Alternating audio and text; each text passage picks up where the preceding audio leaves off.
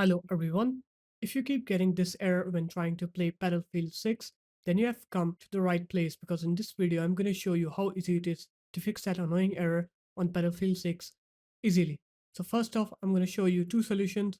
The first one is you're going to right click on your computer, go into NVIDIA control panel, and then you're going to click on to help on here, and then you're going to take debug mode on.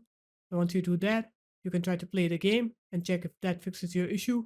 But if it didn't, then what you're going to do is you're going to open up the start menu, you're going to write reg edit, you're going to click yes on here you're going to go into HKey local machine, and then you're going to click on to software, and then you're going to go into Microsoft.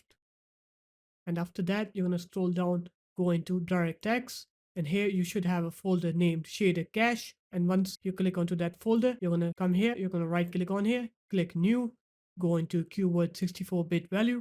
You're going to name it adapter fluid. I can't name it that because I already have the file named. After that, what you're going to do is you're going to double click on that new file adapter fluid.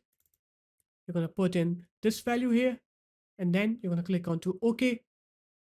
And after that, you're going to go ahead and restart your computer. And once you do that, that error should be fixed. And now you can go ahead and play your game. So there it is, guys. That's how easy it was to fix that annoying DirectX error on Battlefield 6.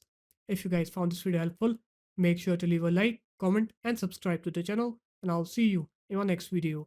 Peace.